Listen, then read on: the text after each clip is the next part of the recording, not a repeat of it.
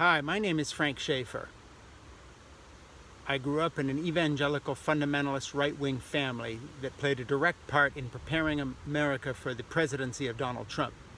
We didn't know it at the time, but in the 1970s and 80s, by making the anti-abortion issue the Evangelical Republican Litmus Test, we opened a door to a new kind of fanaticism that has now swept America and in turn been swept away by Donald Trump.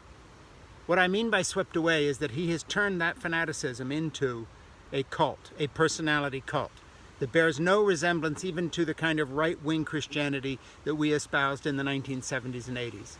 I left that background, and I've written books like Why I Am an Atheist Who Believes in God, a little book explaining a completely different view of spirituality than the one I was raised in, which was all kind of false certainties, conspiracy theories, belief in the Bible instead of science. And as I argue in my book, there's a completely different way to find spiritual meaning in life than the kind of evangelical right-wing fundamentalism I was raised in. So I've made a total break. Today I would like to say something, however, and that is my observation of the evangelical right-wing movement from within has given me a certain perspective that I'd like to share. These folks deny facts. They don't believe in climate change. They don't believe in science. They include a lot of people in their number who are part of wild conspiracy theories. They watch Fox News and so forth. They are easily led, and Donald Trump has proved how easily led they are.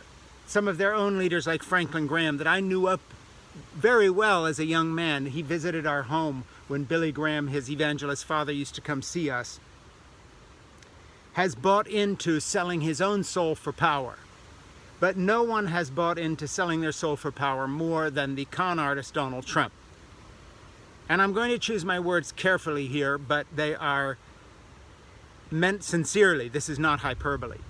Donald Trump has now crossed the line in the COVID-19 crisis from simply a buffoon, a clown, a reality TV star, into power and ego, to someone who now is cast in the mold of people like Mao Zedong, Pol Pot, Stalin, other totalitarian authoritarian leaders who have proved willing to sacrifice their people to cling to power. In Donald Trump's case, 3 million plus cases of coronavirus, 130,000 plus deaths, now projected to go over 250,000 by Christmas because we didn't shut down properly. We got no guidance from him. And now he is trying to force schools to open, parents and children at risk, teachers at risk, whole communities at risk, because he has turned things as simple as personal hygiene, wearing a face mask, into a political system of symbolism that feeds new right paranoia anyway. Gun-toting militia members on courthouse steps and on the steps of legislative bodies, threatening because they feel they shouldn't be forced to wear masks or to observe basic personal hygiene. In that, Trump crosses a line now from simply being a goad to right-wing voters to one willing to sacrifice the lives of his own people, children, teachers, parents, grandparents, in order to force an opening, desperately trying to make the economy tick up before the election. And he has something else up his sleeve that Stalin or Pol Pot or Mao Zedong or Hitler or Vladimir Putin would do. And that is, he peddles false cures. He lies directly about everything as stupid as disinfectants in your body to bigger things. And I want to make a bet, and that is between now and the election, he is going to trot out more lies about a vaccine being either ready or immediately ready. What does he care if it's improperly tested and rushed to the market and thousands more Americans die and it's ineffective, as long as he gets a blip in the opinion polls that put him back into office? The marks of an authoritarian totalitarian is not only lying and ego, but a willingness to sacrifice your own people. Not just our Constitution, but the lives of the people themselves.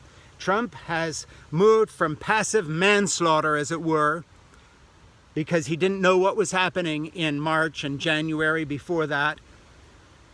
That's not excusable, but at least it's understandable. But now we do know.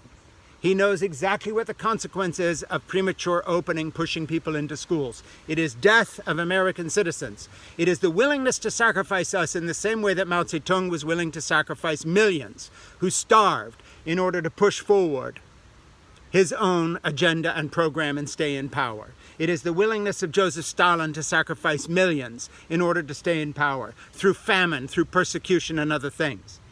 Now, Donald Trump is not causing a famine, and there's no secret police marching people off, although we do get pepper sprayed and shot at occasionally by cops, clearing the way so he can have a publicity stunt to wave a Bible.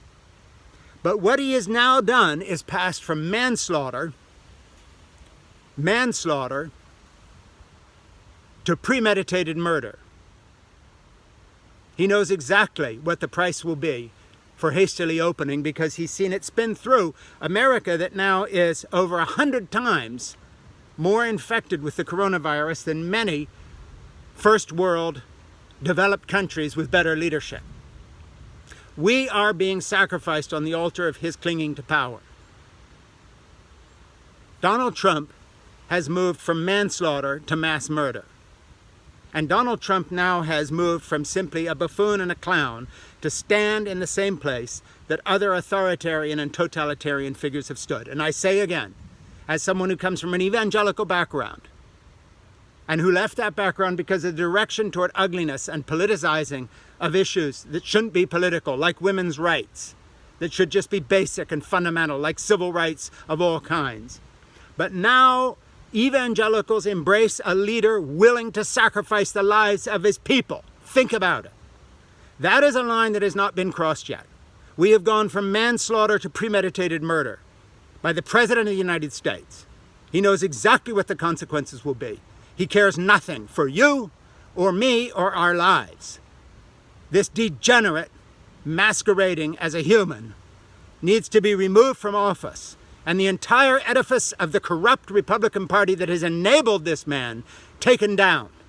But now we are literally fighting for our lives, because his inaction and his lying on the coronavirus proves, I say it again, that he is willing to move from manslaughter, the unintended killing of other human beings by negligence, to premeditated murder, in pushing us to, quote, normalize things again. And we know what the price will be as the virus rages out again in Texas and these other ridiculous states led by right-wing buffoons who followed his lead and were pressured by him. We have crossed a line. We look into a dreadful pit below our feet. It is the end of America as we knew it. We now have a president willing to sacrifice masses of American citizens to cling to power on the basis of a lie that somehow the coronavirus is fading away. Donald Trump, you are a murderer. You are not just a mistaken leader, you are a killer, in the most literal sense of the word. My name is Frank Schaeffer.